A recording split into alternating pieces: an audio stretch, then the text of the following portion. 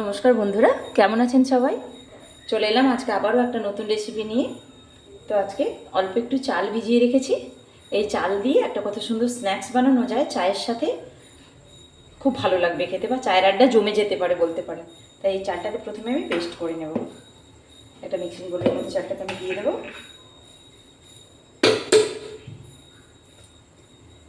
চালটাকে আমি জলটা একদম প্রায় ঝরিয়ে পরিষ্কার করে হাত দিয়েই আমি তুলে দেবো। খুব বেশি জলটা রাখবো না এর মধ্যে, কারণ না এটাকে আমি স্মুথ একটা পেস্ট করে নেব। অল্প একটু জল লাগবে। এটা আমি করে নিয়ে আসি।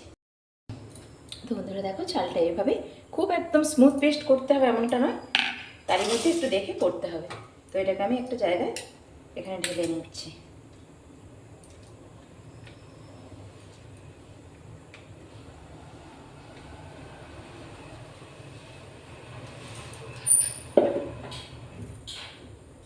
এখানে একটা সেদ্ধ করে রাখা আলু, আমি খোসাটা ছাড়িয়ে নেব।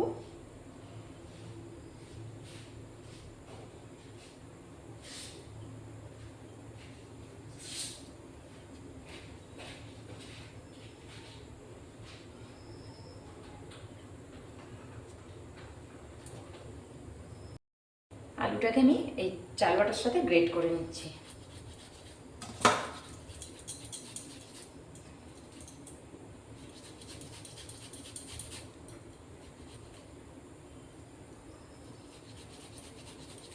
এইভাবে ঝিরঝিরে করে গ্রেট করে নেব, কারণ মেখে নিলেও হবে, মাখলে একটু গোটলা গোটলা রয়ে যাবে, তাই আমি এটা গ্রেট করি। তো দেখো, এইভাবে আমি পুরো আলুটাই গ্রেট করে নিয়েছি, আর একটুখানি হয়েছে। গ্রেট করে নিলে গোটলা ভাবটা আর একদম থাকবে না।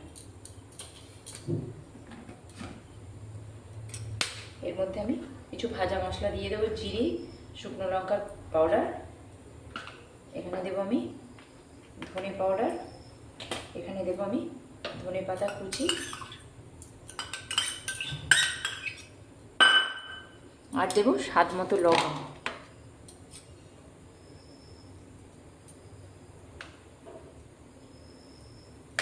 স্বাদ মতো লবণ দিলাম, কালারটা যাতে সুন্দর আসে তার জন্য অল্প একটু হলুদ পাউডার দিলাম।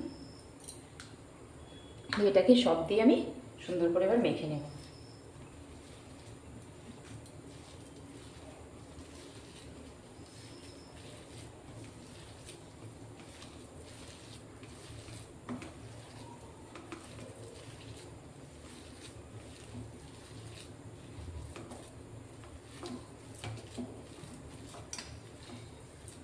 এটাকে সুন্দর করে মেখে নিয়েছি।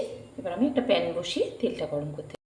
তেলটা গরম হয়ে গেছে, আমি হাতে ছোট্ট ছোট্ট গোল গোল করে এভাবে ছেড়ে দেবো। খুব মুচমুচে স্ন্যাক্স হিসেবে দারুণ এটা হয়। বাড়িতে থাকা জিনিসপত্র দিয়েই হবে, কোনো চাপ নেই, খেতেও খুব ভালো লাগে।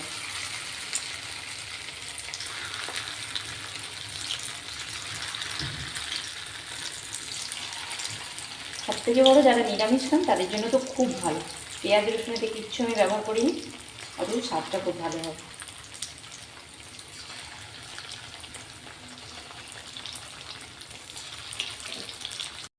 দেখো কত সুন্দর একদম লাল লাল মুচমুচে হয়ে ভাজা হয়ে গেছে। আমি এবার একটু তুলে নেবো তেল ঝাড়িয়ে। এটা একটু জড়িয়ে গেছে দেখে মনে হচ্ছে, হাত দিয়ে এটা ঠান্ডা হয়ে গেলে আলাদা হয়ে যাবে। একদম মুচমুচে হবে, যেহেতু চাল আছে ওর মধ্যে, এটা খুবই কুড়মুড়ে একদম সুন্দর হবে। এই যে একদম লাল লাল করে ভেজে নিয়েছি। একটু সময় দিতে হয়, কেন কি যেহেতু আলুটা দেওয়া আছে তোর মধ্যে, তা আলুটা একটু সময় লেগে যায়। বাকিগুলো আমি দিয়ে দিচ্ছি এর মধ্যে।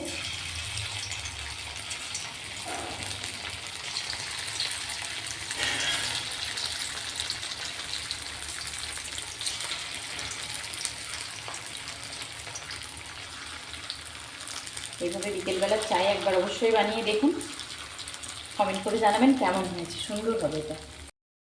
দেখো বাকিগুলো খুব সুন্দর লাল লাল হয়ে একদম ভাজা হয়েছে। আমি এগুলোও তুলে নেবো আস্তে আস্তে। চাল থাকার জন্য এতটাই মুচমুচে কুড়মুড়ে ভাবটা থাকে এটার মধ্যে। আমি গ্যাসটা অফ করে দিচ্ছি। খুব ভালো লাগে খেতে এটা। বন্ধুরা দেখো, অল্প একটু চাল আলু দিয়ে কত সুন্দর আমি স্ন্যাক্সটা বানিয়েছি। এটা খেতে যতটাই সুস্বাদু, দেখতেও সুন্দর। বিকেলে চায়ের সাথে আপনারা অবশ্যই একবার বাড়িতে বানিয়ে দেখবেন। অনেকগুলো হয়ে গেছে। অল্প একটু চাল দিয়ে হবে, আপনারা চাইলে পরিমাণ বেশি বানাতে চাইলে চালের পরিমাণটা একটু বাড়াতে হবে, দিলেই ওটা খুব সুন্দরভাবে হয়ে যাবে। একবারেই কাস্তা কুড়মুড়ে, আওয়াজটা শুনে বুঝতে পারছেন একদম মুচমুচে হয়েছে এগুলো, একদম সুন্দর হয়। তো চলো বন্ধুরা